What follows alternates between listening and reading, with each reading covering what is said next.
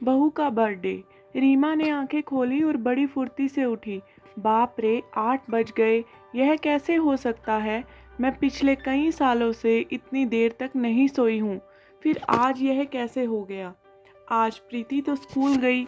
मोहित को अब ऑफिस के लिए देर हो जाएगी। फालतू में अब उनकी बातें सुननी पड़ेंगी। वह सब तो ठीक है, लेकिन माँ जी, वह दिन भर में कितनी बकबक करेंगी। और मुझे इतनी देर कैसे सोने दिया आज उन्होंने? अब तक तो उन्होंने घर सिर पर चढ़ा लिया होगा।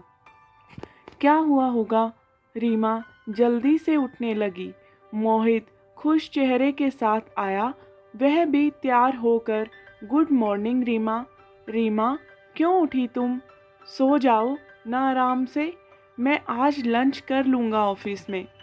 सच कहूँ तो मुझे जाने की इच्छा नहीं है, लेकिन मेरी बहुत ही महत्वपूर्ण मीटिंग है ना, मुझे इसलिए जाना पड़ेगा। पर मैं जल्दी ही आ जाऊंगा। शाम को बाहर जाएंगे घूमने। बाय। रीमा को बिना कुछ कहे मोहित ने उसे गले से लगा लिया और उसके माथे को चूमकर चला गया। रीमा झट से आई। किचन से कोई भी आवाज़ नहीं आ रही थी और जब वह बाहर आई तो पापा जी की थाली में इडली वड़े दिखाई दे रहे थे। सांभर से बहुत ही ज़्यादा अच्छी महक आ रही थी, लेकिन वह पैकेट से सांभर नहीं निकाल पाए। यह लोग कंटेनर में ठीक से क्यों नहीं दे सकते? अगली बार कंटेनर घर से ही दे देना। और इस घर में मुझे एक चम्मच भी नहीं मिलता। पापा जी बोले। रुकिए जी, आप ज़रा, मैं निकाल देती हूँ। नहीं तो आप सब सांभर नीचे फर्श पर गिरा दोगे, मेरा काम बढ़ा दोगे। और आपके सामने ही तो है चम्मच। आपको तो कुछ कैसे नहीं मिलता, क्या पता। एक काम करो, आप यह प्लेट लेकर टेबल पर बैठो, मैं देती हूँ सांभर और चटनी आपको निकाल कर। और धीरे बोलो जरा, बहू कभी नहीं सोती इतनी देर तक। आज सोई है तो शांत रहे, नहीं तो आपकी आवाज़ से उठ जाएगी वह। बहू जब उठेगी तब दूंगी गरम करके उसे भी। यह उसका मनपसंद का नाश्ता है। रीमा आश्चर्य से यह सब देख रही थी। अरे बहू, उठ गई तुम? क्यों उठी? चलो, अच्छा हुआ उठ गई। तुम्हारे पापा जी तुम्हारे मनपसंद का वड़ा सांभर लाए हैं। गर्मा गर्म खा लो, फिर बाद में चाय पियेंगे साथ में। माँ जी ने रीमा को टेबल पर बिठाया। प्रीति कहाँ है? दिख नहीं रही। रीमा ने पूछा। अरे बहू, मैं उसे स्कूल बस में बैठाकर आया हूँ। होशियार हो गई है अब अपनी प्रीति। जल्दी जल्दी करती है सब अपने काम, तकलीफ नहीं देती है वह अब। हाँ, बैग बहुत भारी है उसकी। वे लोग यह नहीं समझते कि बच्चे पर इतना बोझ नहीं डालते हैं। मुझे क्या बोली वह पता है? बोली, दादाजी, मैं बैग बिग गर्ल हो गई हूँ अब, और गुड गर्ल भी। अब मैं आ जाऊंगी अकेली घर पर, आप मत आइए मुझे लेने के लिए। दादाजी पोती की प्रशंसा में मग्न हैं। हाँ, मेरी बेटी समझदार हो गई है। सिर्फ दूध पीने को ही नाटक करती है, लगातार बड़ बड़ करती रहती है। बस खाना ही ठीक से नहीं खाती। अन्नपूर्णा उसके पेट में है। इतनी ऊर्जा कहाँ से आती है क्या पता। अरे रीमा, खाओ तुम वड़ा सांबर, ठंडा हो जाएगा। और चिंता मत करो तुम प्रीति, मैंने प्रीति को पराठा पैक करके दे दिया है। छोटा सा खाया उसने और टिफिन में भी ले गई है। माँ जी बोली। क्या पापा जी, माँ जी, मुझे उठाना चाहिए था ना? आपने क्यों किया यह सब काम? जाने दो, खाने में क्या बनाऊं? रीमा ने अपराध बोध से कहा। रीमा, तुम कुछ मत करो, तुम्हारी बीसी है ना, आज तो मस्त भोजन मौज करो। हमारे पड़ोसी में वह चंदा आती है ना खाना बनाने के लिए, उसे बोला है मैंने आज से रोटी बनाने का। बाकी का काम मैं कर लूँगी।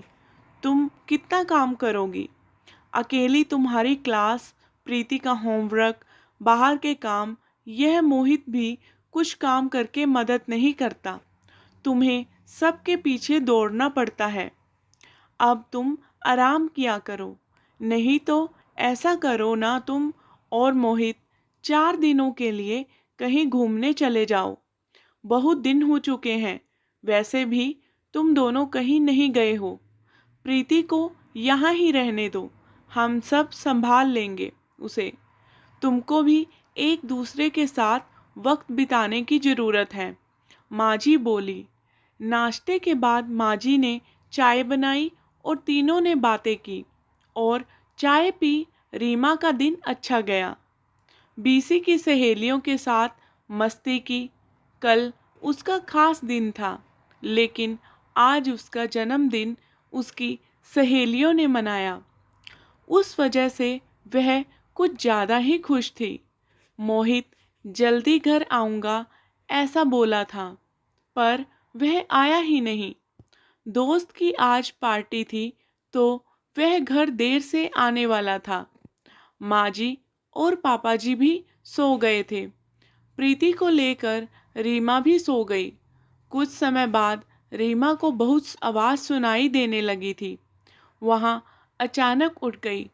प्रीति उसके बाजू में नहीं थी, तो वह डर गई और हॉल में आई। हर तरफ अंधेरा था और अचानक से रोशनी आ गई।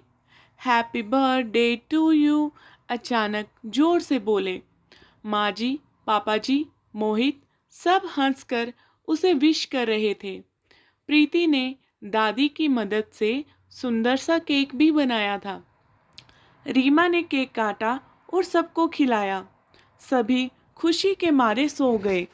फिर बाद में सुबह रीमा उठकर देखती है तो पास में एक सुंदर सा ग्रीटिंग कार्ड था।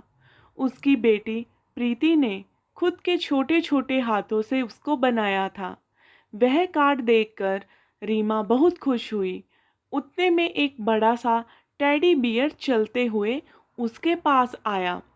सरप्राइज मम्मा, यह मैंने तुम्हारे लिए स्पेशल लिया है, मेरे पिगी बैंक में से सेविंग करके। रीमा को गले लगाकर उसकी लाडली बेटी बोली। रीमा की आंखों से आंसू, खुशी के आंसू झलक पड़े। अब मोहित की बारी थी।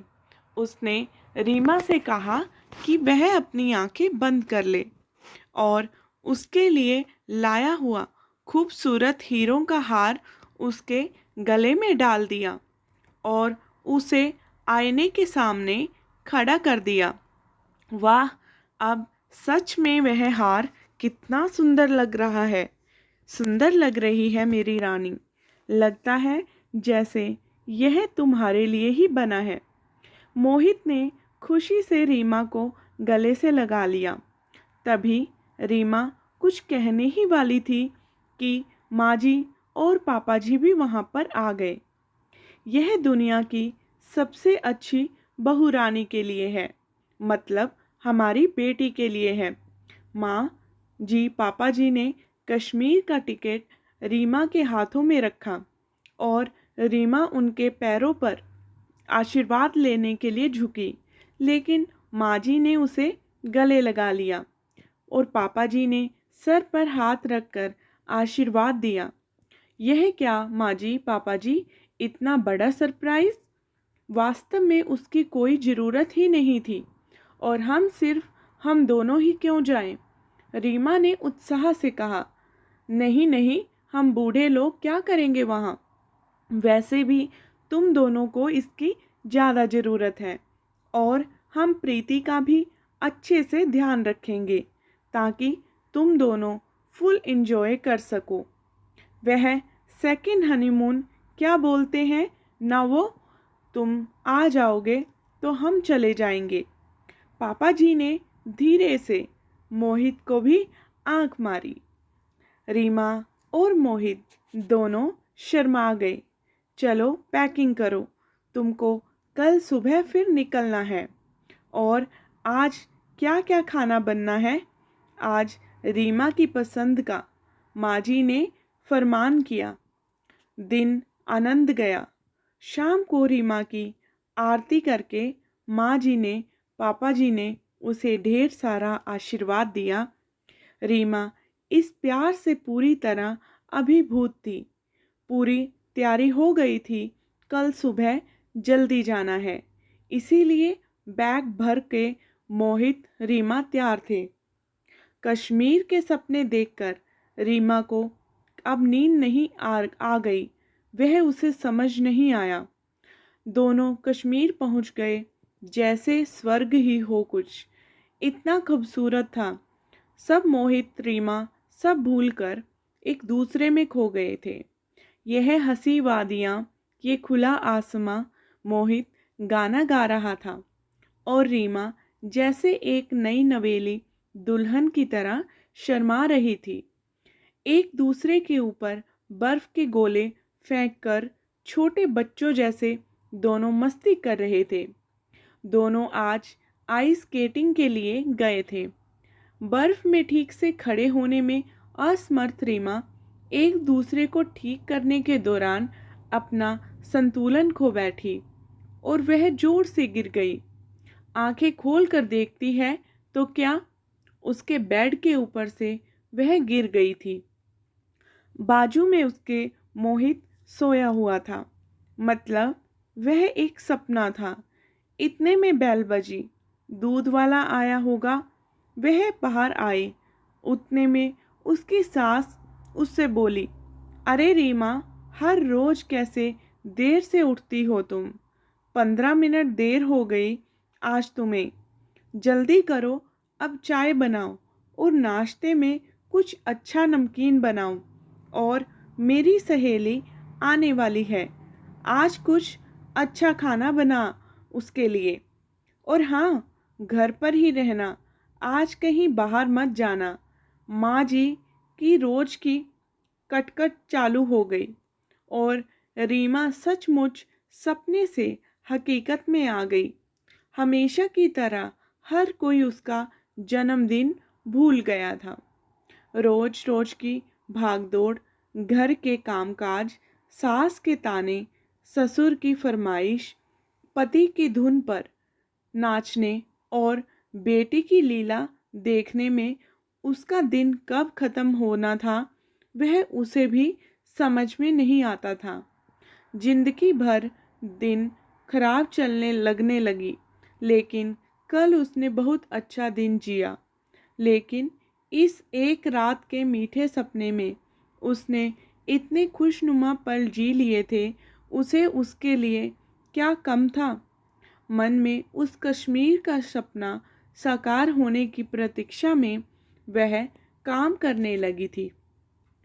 तो दोस्तों, आपको आज की ये कहानी कैसी लगी? प्लीज़ आप कमेंट करके अपने विचार ज़रूर शेयर कीजिएगा। आपका धन्यवाद।